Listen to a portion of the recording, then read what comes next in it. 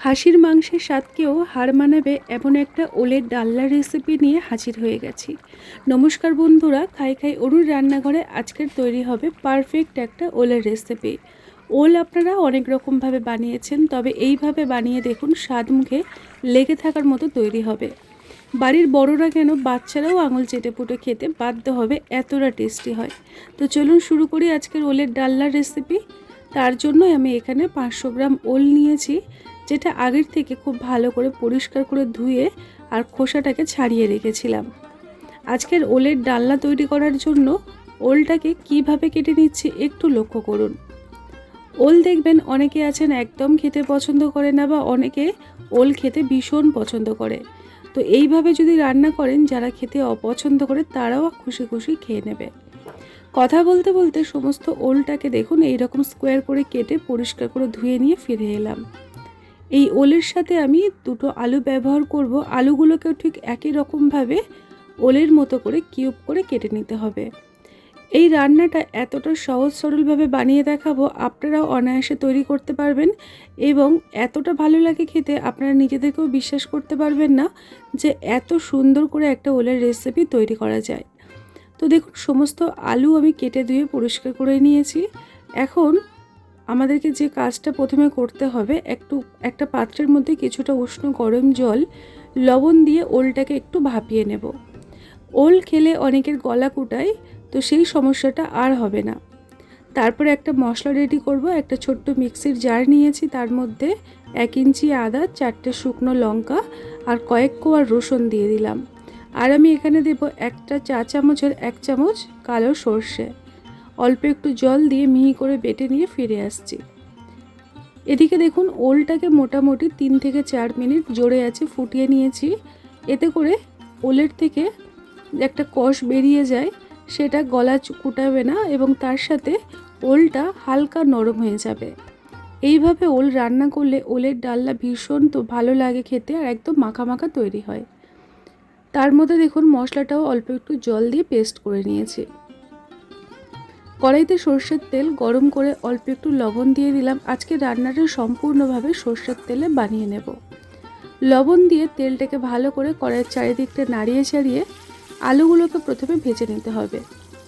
মোটামুটি 3 থেকে 4 মিনিট জোরে আঁচে রেখে আলুটাকে লালচে করে আর একটু নরম করে ভেজে নেব। এইভাবে আলু একটু ভেজে রান্না করলে রান্নাটা গামাখা তৈরি হবে। খুব ভালো করে সব কিছু তেলের মধ্যে আলুগুলোকে ছড়িয়ে দিলাম। এখন ঢাকনা দিয়ে 3 থেকে 4 মিনিট কম আঁচে রেখে দেব। তারপরে ঢাকনাটাকে খুলে আপনাদেরকে দেখাচ্ছি। দেখুন, আলুর কালারটা একদম চেঞ্জ হয়ে যাবে আর আলুগুলো আগের তুলনায় অনেকটা নরম হয়ে যাবে। তারপরে অ্যাড করে দিলাম আগের থেকে ভাপিয়ে রাখা ওল। এবারে ওলের সাথে আলুটাকে ভালো করে ভেজে নেব। এই ভাজার সময় গ্যাসের আঁচটাকে জোরে দিয়ে ভাজবেন, আর কোনো রকম ঢাকনা দেওয়ার দরকার পড়বে না। ঢাকনা ছাড়াই 3 থেকে 4 মিনিট জোরে আছে ভালো করে নাড়িয়ে ছাড়িয়ে ওল এবং আলু একই সাথে ভাজা করে নেব।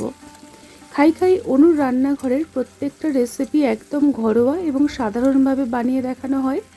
আপনাদের যদি রেসিপিটি দেখে ভালো লাগে তাহলে চ্যানেলটিকে সাবস্ক্রাইব করে নিতে পারেন, আর এই রকমই ওল যারা ডালনা খেতে ভালোবাসে তাদেরকে এই রেসিপিটি শেয়ার করতে পারেন।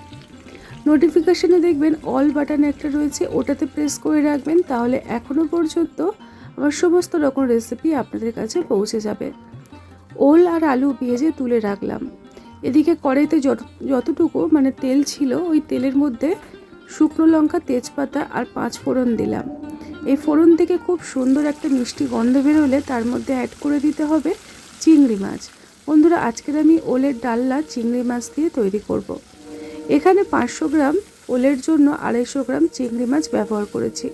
চিংড়ি মাছগুলোকে ভালো করে লবণ আর অল্প একটু লঙ্কার গুঁড়ো, হলুদ গুঁড়ো দিয়ে ভালো করে ভেজে নিলাম। ওই ফোড়নের সাথেই প্রথমে আমি চিংড়ি মাছগুলোকে ভালো করে ভেজে নিয়েছি। এবারে এখানে অ্যাড করে দিতে হবে আগের থেকে বেটে রাখা মশলা।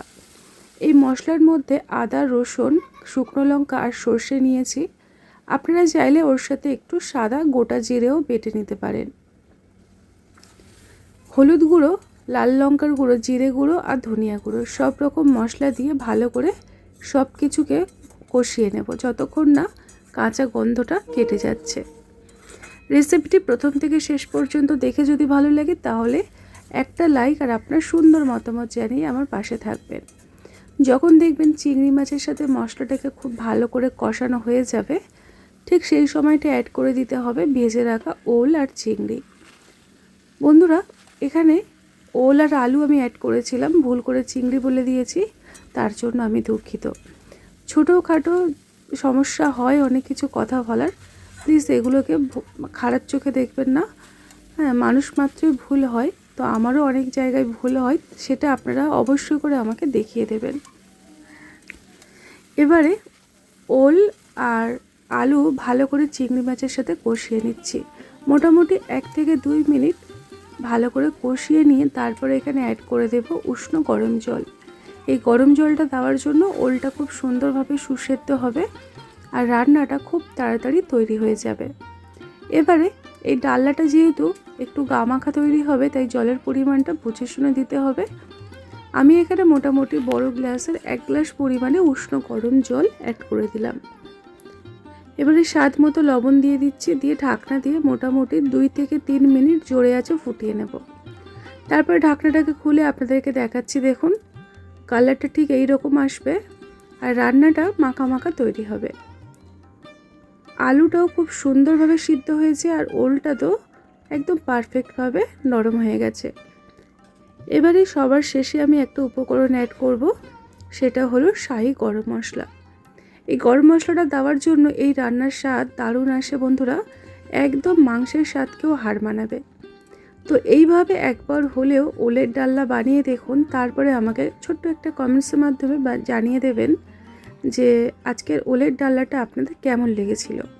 খাই খাই অনুর রান্নাঘরের প্রত্যেকটা রেসিপি খুব সহজ, সরল আর ঘরোয়া। যদি এই রকম রেসিপি আরও পেতে চাইছেন তাহলে চ্যানেলটিকে সাবস্ক্রাইব করে সাথে থাকতে পারেন। এখনও পর্যন্ত যত রকম রেসিপি আমার ছাড়া আছে, আপলোড করা আছে, আপনাদের কাছে অটোমেটিক পৌঁছে যাবে। তো এখানে আমি গ্যাসের ফ্লেমটাকে অফ করে দিয়ে কিছুক্ষণ ঢাকনা দিয়ে রেখে দিয়েছিলাম। তারপর ঢাকনাটাকে খুলে আপনাদেরকে দেখাচ্ছি, দেখুন একদম গামাখা একটা রেসিপি, ভীষণ ভালো লাগে খেতে।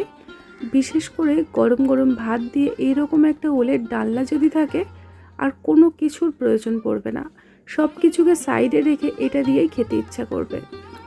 নিজে বানিয়েছি বলে নয়, এই রকম পদ্ধতিতে একবার হলেও বানিয়ে দেখুন, তারপরে আমাকে একবার জানিয়ে যাবেন।